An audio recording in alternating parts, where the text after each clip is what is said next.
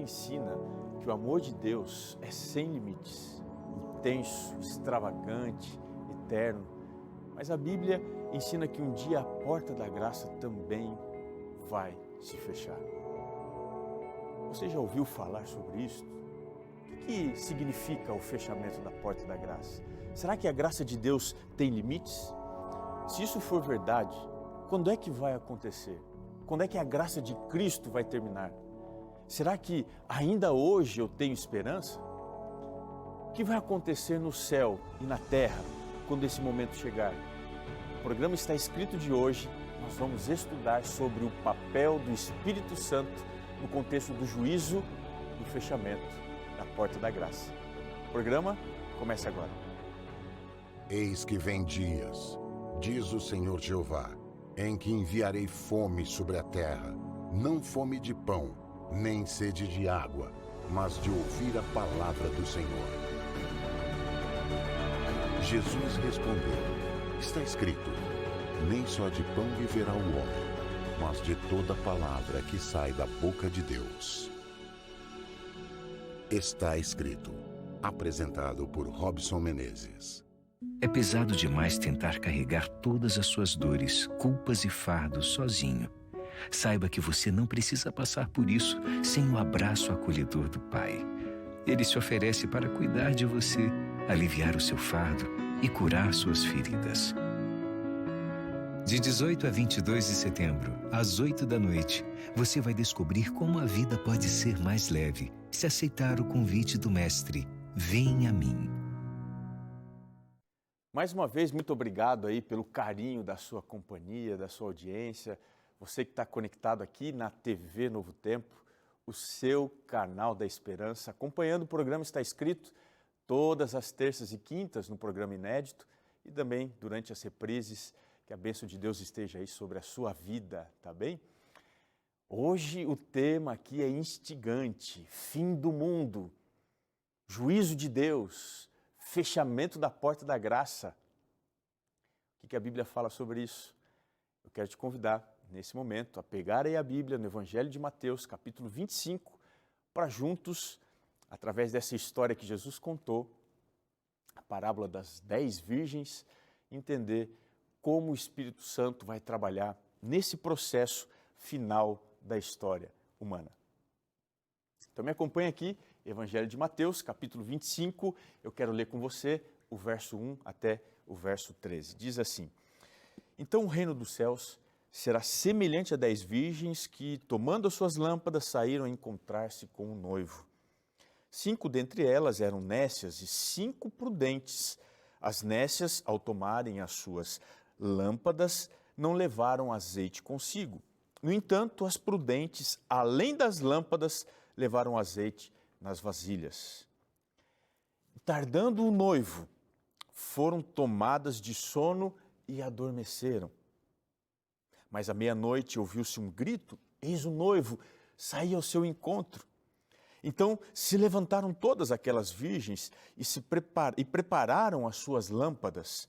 E as nécias disseram às prudentes, dai-nos do vosso azeite, porque as nossas lâmpadas estão se apagando.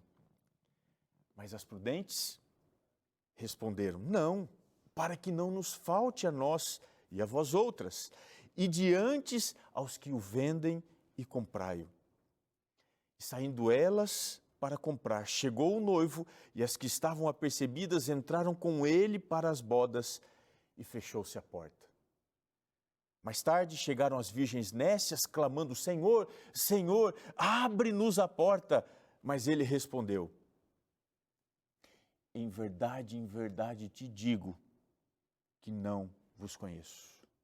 Vigiai, pois, porque não sabeis o dia nem a hora.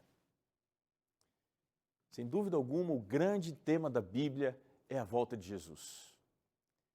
Dos mais de 31 mil versos, aproximadamente 2.000 falam que Jesus vai voltar.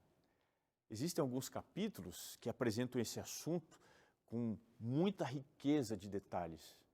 Mas, sem dúvida, Mateus capítulo 24 e Mateus capítulo 25, essa porção provavelmente seja a parte onde os mais conhecidos e importantes detalhes são apresentados sobre o tema da volta de Jesus. Esse sermão que Jesus pregou, chamado o Sermão Profético, foi no final do ministério de Cristo, ali quase na última semana em que ele viveu antes de ser crucificado.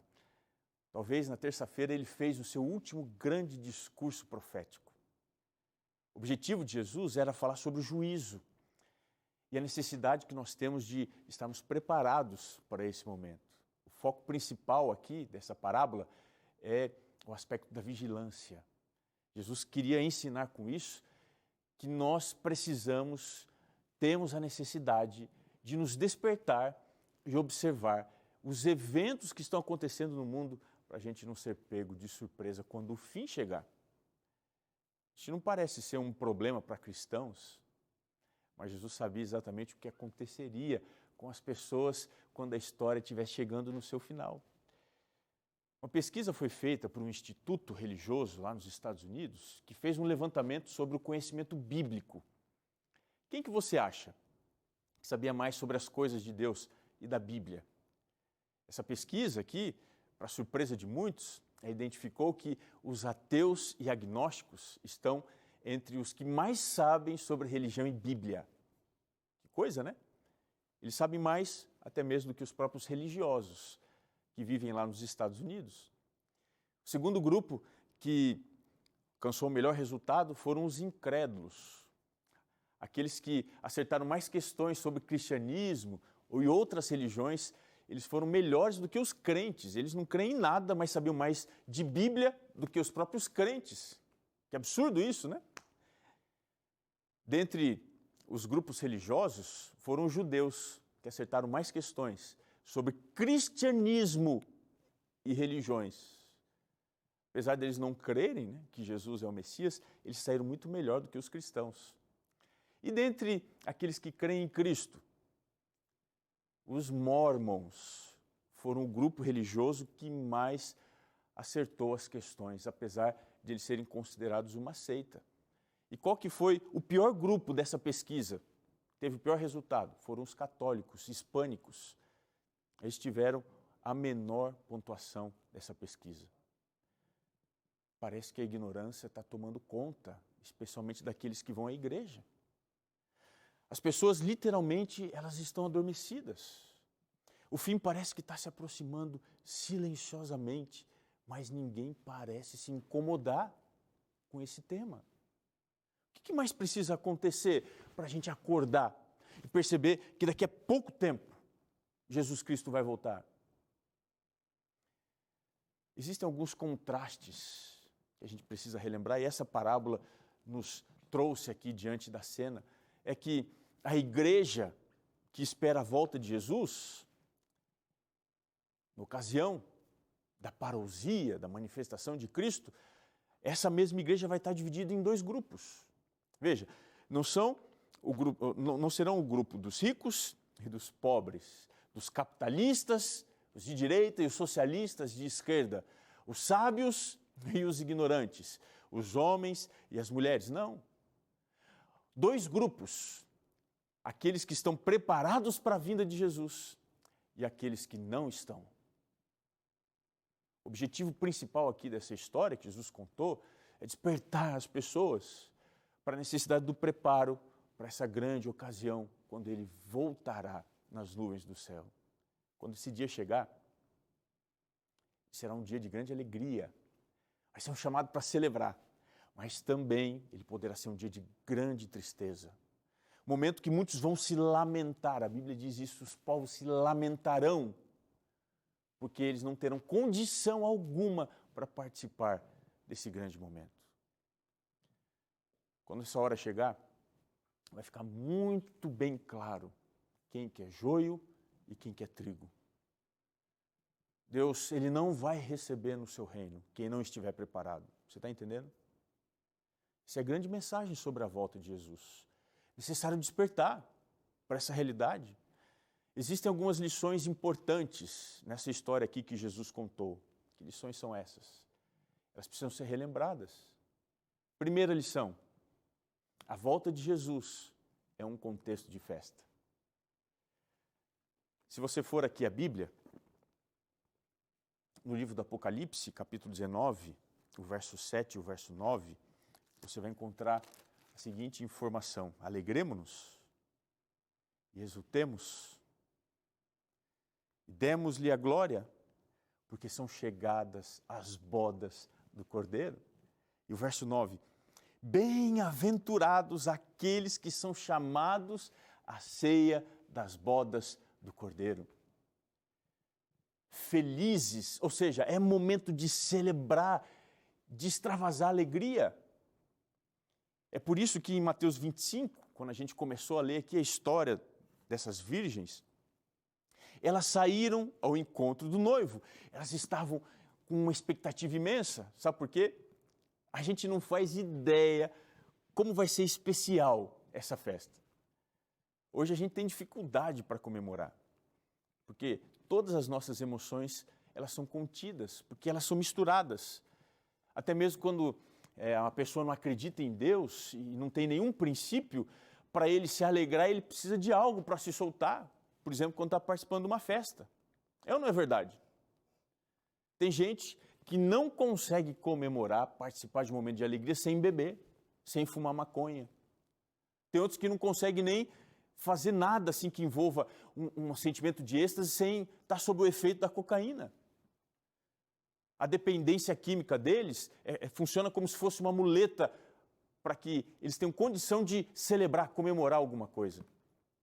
De maneira geral, quando a gente está feliz, hoje aqui no mundo, essa alegria dura pouco. A gente não consegue se aprofundar por causa dos problemas que a gente tem. Mas vai chegar um momento que nada mais vai atrapalhar a nossa comemoração. Tem pessoas que desaprenderam, né, a felicidade, a alegria, porque são pessoas que estão tomadas de dor, de sofrimento. Precisam até mesmo pensar ou falar nisso para poder aprender a lidar com as dificuldades que têm. A volta de Jesus vai ser um momento de alegria e você precisa se preparar para essa celebração. Mas tem um segundo objetivo. Quando você volta aqui no texto, capítulo 25, o verso 1, diz que as virgens, elas tomaram as suas lâmpadas e saíram para se encontrar com o noivo. Segunda importante lição dessa história, a volta de Jesus, ela demanda um preparo. São duas coisas importantes no preparo para essa festa. Primeira coisa, a decisão para você seguir o noivo. No primeiro momento, essas virgens aqui, elas tomaram a decisão de ir atrás do noivo. Todas esperavam, né, que aquele momento ia chegar em alguma hora. Veja, ninguém vai para o céu se ele não estiver esperando por isso. Você consegue entender? Ninguém vai chegar no céu por engano. Imagina a cena. Cheguei, não. Só vai para o céu a pessoa que estiver esperando Jesus voltar. Por isso que hoje você precisa tomar a sua decisão de ir lá para o céu. Agora, tem uma segunda coisa importante. Mais do que a decisão de seguir o noivo, você tem que tomar a decisão de carregar a lâmpada. No segundo momento, você vê na história que todas as noivas tinham as suas lâmpadas em mãos. É um requisito essencial. Não tem como você ir para o céu sem estar carregando a lâmpada. Ninguém vai para o céu se não tiver a palavra de Deus na mão e Jesus dentro do coração. Se você quer ir para o céu, se você quer ir para lá, você tem que dar um jeito para começar a estudar a Bíblia agora, hoje. Essa é uma responsabilidade individual, ela é sua. A ignorância não é e nunca vai ser uma boa desculpa para você justificar uma falta de preparo. Aqui em Atos 17, verso 30, diz que Deus não levou em conta os tempos da ignorância, mas agora Ele notifica a todos os homens, em toda a parte, que eles se arrependam. Se você era ignorante, ok, passou, mas a partir de agora, você precisa estudar. E tem uma terceira decisão muito importante que as virgens também tomaram, que é a decisão de ter junto o azeite. No terceiro momento, mais do que seguir o noivo, mais do que estar segurando as lâmpadas, todas as noivas tinham o azeite dentro das suas vasilhas. O papel dessas mulheres, das 10 virgens, era sair por aí, vou usar minha Bíblia como exemplo, era sair por aí iluminando o caminho do noivo. Elas tinham que ter uma lâmpada para iluminar. Especialmente, no caso delas, ter o azeite para que a sua lâmpada não apagasse. Dentro da Bíblia, o azeite tem um significado muito especial. O que faz uma lâmpada continuar acesa? Você lembra do Salmo 119, o verso 105? O que diz lá? Lâmpada para os meus pés é a tua palavra e luz para os meus caminhos. A palavra de Deus é a lâmpada que ilumina, sabe? Ela torna mais claro, mais fácil o meu caminho. Por isso, toda pessoa que espera a volta de Jesus precisa estar com a Bíblia na mão e Jesus dentro do coração. O que seria ter o azeite na sua vida?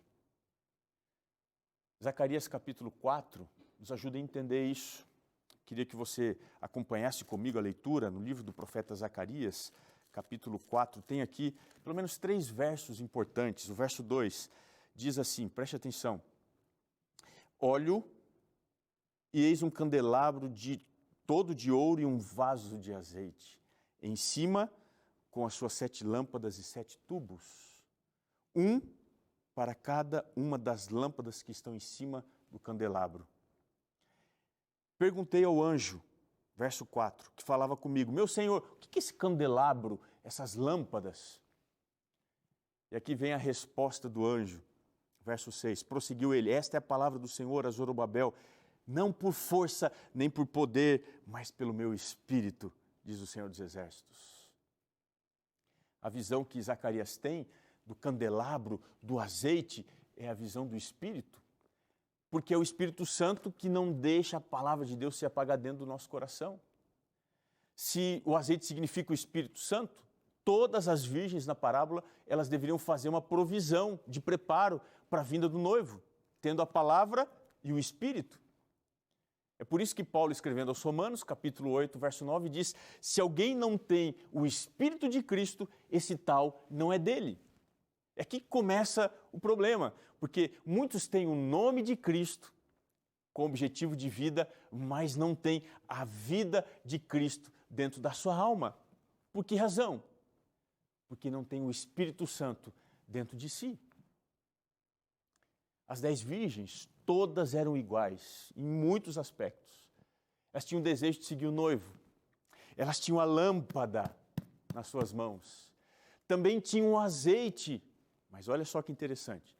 Como é que elas estavam quando o noivo chegou? Todas elas estavam dormindo quando o noivo atrasou. Veja, o juízo de Deus, ele não acontece no nosso tempo, mas ele acontece no tempo de Deus. O fato é que ele faz com que todos que estão esperando a volta de Jesus adormeçam. Mas quando chegar a meia-noite da história, todos vão estar dormindo. E será assim um grande clamor, conforme diz a parábola, o clamor da meia-noite, que vai despertar as pessoas desse sono profundo.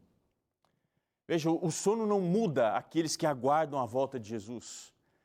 Ele apenas revela a condição das pessoas que estão dormindo. Aquelas que dormiam com a lâmpada e com azeite, elas eram prudentes, porque elas tinham uma provisão do azeite consigo para continuar fazendo com que a sua lâmpada permanecesse acesa.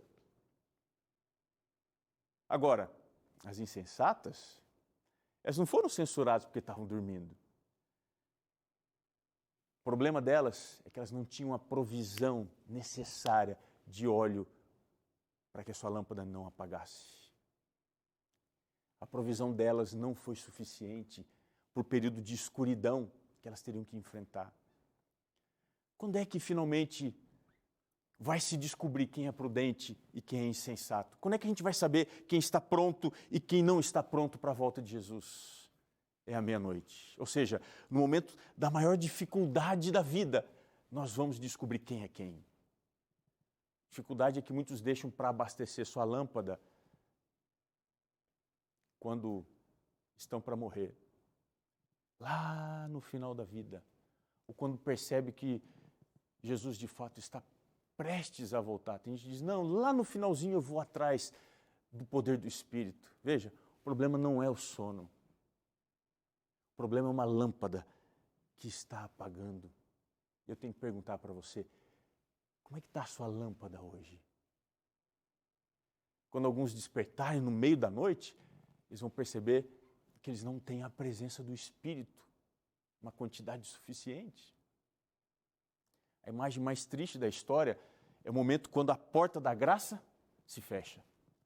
Aqui no capítulo 25, verso 10, diz assim, saindo elas para comprar, chegou o noivo, e as que estavam apercebidas entraram com ele para as bodas. E diz aqui o texto, e fechou-se a porta. As pessoas precisam saber que a porta está para se fechar. Logo mais, a palavra de Deus não vai mais converter as pessoas. O Espírito Santo não vai mais convencer o coração do pecador ao arrependimento. Esse evento, o fechamento da porta da graça, vai ser imperceptível. Não vai ter nada de especial acontecendo, nada de extraordinário para dizer assim, presta atenção, a porta da graça está se fechando. Pelo contrário, a exortação de Amós, capítulo 8, verso 11, verso 12, diz, eis que vem dias, diz o Senhor, em que eu enviarei, olha só, eu enviarei, diz a Bíblia, fome sobre a terra, não de pão, nem sede de água, mas fome e sede de ouvir a palavra do Senhor. O profeta continua dizendo, andarão de mar a mar, de um lado ao outro, do norte até o oriente, correrão por toda parte procurando a palavra do Senhor. E sabe o que diz? Não a acharão. O que é o fechamento da porta da graça? 2 lições sobre isso. Primeira, é o término da obra do Espírito, do convencimento do pecado e da instrução através da Bíblia. Ele faz isso todos os dias. João 16, o verso 13, diz assim, quando porém vier o Espírito da verdade, ele vos guiará a toda a verdade, porque não falará de si mesmo, mas dirá tudo o que tiver ouvido e anunciará as coisas que hão de vir. Hoje o instrumento que o Espírito usa para nos ensinar a verdade, é isso aqui, é a palavra de Deus. Ele trabalha através da Bíblia. É através aqui das Escrituras que Ele nos prepara para esse grande último momento da história humana. Hoje, as pessoas têm a Bíblia em suas mãos e isso é o suficiente para que nós estejamos prontos para a eternidade. Ninguém precisa fazer uma faculdade de teologia para saber quando Jesus vai voltar. O Espírito não trabalha dizendo quando Jesus vai voltar, mas Ele diz, você precisa se preparar porque Jesus vai voltar. Todos os dias Ele usa a palavra para me convencer do pecado, para me mostrar a graça que eu tanto preciso, para me transformar em imagem de Cristo, me preparando para o encontro com Jesus.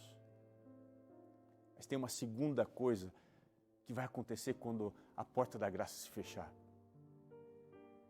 Jesus vai terminar a obra de intercessão junto ao Pai e a obra da investigação, do juízo para salvar as pessoas.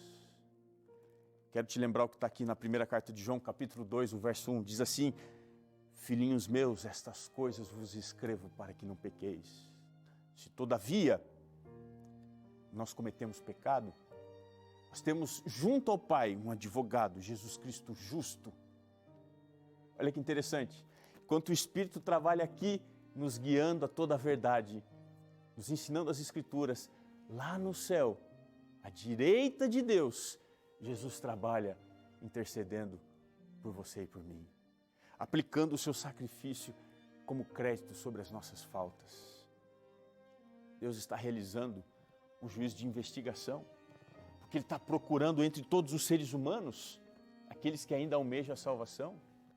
No Salmo 33, o verso 18 e 19, diz assim: os olhos do Senhor estão sobre os que esperam na sua misericórdia, para livrar-lhes a alma da morte. E no tempo da fome, diz a palavra de Deus, conservar-lhes a vida. O juízo divino não é de condenação, é de salvação. O Senhor ainda está procurando as pessoas que Ele ainda pode salvar. É por isso que Ele está passando agora na sua vida, através da Novo Tempo, batendo a porta do seu coração para te dizer uma coisa: hoje é dia de graça, é dia de salvação. Mas essa obra um dia vai acabar. E quando isso acontecer, a porta da graça terá sido fechada. Da mesma forma que ela se fechou quando Noé entrou na arca, de maneira misteriosa, de fora para dentro, a porta da graça também vai se fechar. Quando o azeite acaba, quando as pessoas não têm mais o Espírito na sua vida. É por isso que hoje você tem que tomar uma decisão. Você quer permitir que o Espírito abundantemente habite no seu coração? Esse é o momento para você pensar sobre isso, para você tomar sua decisão. A coisa mais importante da sua vida é quanto eu e você temos permitido o Espírito entrar. Se você quer permitir que Ele governe a sua vida, quero orar com você agora. Senhor, nós queremos, como aquelas virgens prudentes, viver de acordo com a Tua palavra, esperando o noivo voltar, e mais do que isso, tendo azeite abundantemente na nossa vida. Pai, derrama o Teu Santo Espírito sobre este amigo, esta amiga que acompanha o programa Está Escrito nesse momento. Que ele perceba e sinta que o Senhor hoje quer salvar, quer transformar. Ele consiga entregar o Teu Santo Espírito, a vida, o controle de tudo. Eu te peço isso, orando em nome de Jesus. Amém. Permitir o Espírito ser parte da nossa vida é o nosso maior desafio. E é por isso que a Novo Tempo preparou aqui esse guia de estudos, o Espírito Santo, Deus dos bastidores. A lição número 11 diz sobre o batismo e a plenitude do Espírito Santo. Como é que você pode ter o Espírito Santo amplamente na sua vida? Você quer saber? É só entrar em contato com a gente pelo WhatsApp 12 98244 4449 e pedir agora mesmo o seu guia de estudos Espírito Santo, o Deus dos bastidores. Você vai receber no seu melhor endereço, sem custo algum. E aqui está a nossa gratidão para você que é Anjo da Esperança e através das suas doações financia o nosso ministério de pregação, de produção de materiais. Que Deus abençoe você. Se você está assistindo ainda não é anjo, entre em contato agora com a gente, no telefone 0 operadora 12 21 27 30 30 e ao falar com um dos nossos atendentes, diga: eu quero ser um anjo da esperança. Você vai abençoar a vida de muitas pessoas. O nosso programa está chegando aqui ao final, mas você não pode se esquecer que está escrito: nem só de pão viverá o homem, mas de toda a palavra que procede da boca de Deus. Guarde a Bíblia dentro do seu coração. Essa vai ser uma grande bênção para você. Nos vemos aqui no seu programa Está Escrito na TV Novo Tempo. Um grande abraço e até lá.